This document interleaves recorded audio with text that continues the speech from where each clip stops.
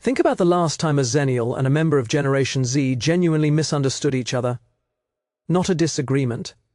A misunderstanding where both people were trying and both people failed, and neither of them could explain why. What if I told you that misunderstanding had nothing to do with either person? That it was two completely different childhoods colliding in real time and neither person could see the collision because they were inside it? This is the final video of this series.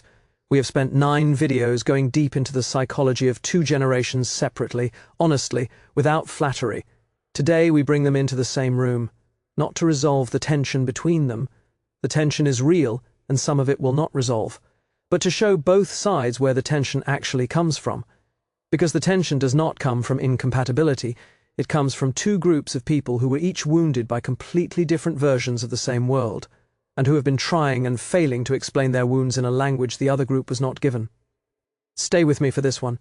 If you have been watching the whole series, this is the video that ties everything together.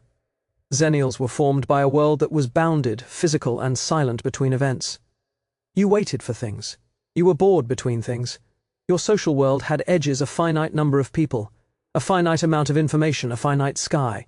That formation produced specific psychological structures, the capacity for deep patience, the tolerance for unresolved uncertainty, the ability to sit with a problem long enough for the problem to become clear, and a nervous system that interprets slowness as safety.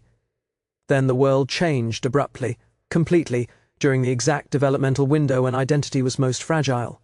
The internet arrived, then September 2001, then 2008, then the permanent, low-grade instability of the 21st century. The Xennial nervous system, calibrated for a bounded, slow, physically present world, was suddenly required to operate inside an unbounded, fast, digitally mediated one. It adapted. It always adapts. But adaptation under pressure leaves marks.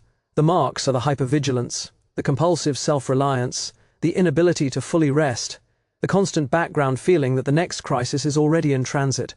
Generation Z was formed by a world that was unbounded, immediate, and never silent. You did not wait for things. Boredom was immediately treated. Your social world had no edges, infinite people, infinite information, infinite stimulation available at all times. That formation produced specific psychological structures, speed of processing, comfort with complexity, the ability to navigate multiple streams of information simultaneously, and a nervous system that interprets slowness as threat, as the absence of something that should be there.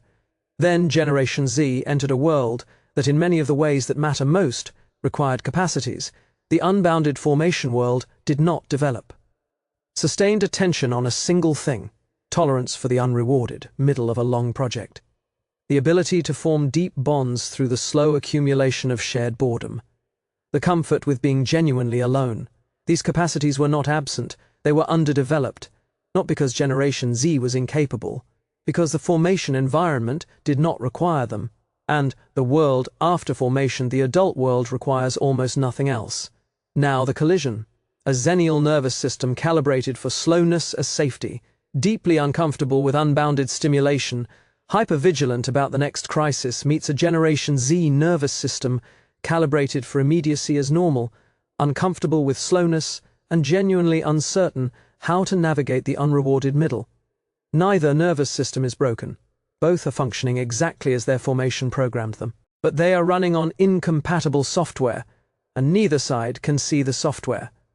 They can only see the behavior produced by the software, and the behavior looks from the outside like character. The Xennial reads Generation Z's discomfort with slowness as laziness, as the absence of commitment, as the refusal to pay the price for things that matter. The Generation Z reads the Xennial's hypervigilance and compulsive self-reliance as aggression, as the refusal to admit vulnerability, as the performance of strength that makes genuine connection impossible. Both readings are what the behavior looks like from outside. Neither reading is what the behavior is. The behavior is a nervous system doing what it was formed to do, in a body that did not choose its formation. Here is what this understanding changes. It removes the moral component from the misunderstanding. The Xennial is not contemptuous of Generation Z. They are reading behavior through a nervous system calibrated for a completely different world. The member of Generation Z is not dismissing the Xennial. They are reading behavior through a nervous system that was never given the formation experiences that would make that behavior readable. When you remove the moral component from a misunderstanding, something shifts. Not warmth necessarily, but the possibility of curiosity. And curiosity is where everything that can change begins. Here is what this understanding does not change. The nervous systems are still different. The misreadings will still happen. The collision will still occur. Understanding the mechanism does not eliminate the mechanism. What it does is give you a choice the misreading did not offer. Before this understanding, when the collision happened, you had one interpretation available. They are wrong, or I am wrong.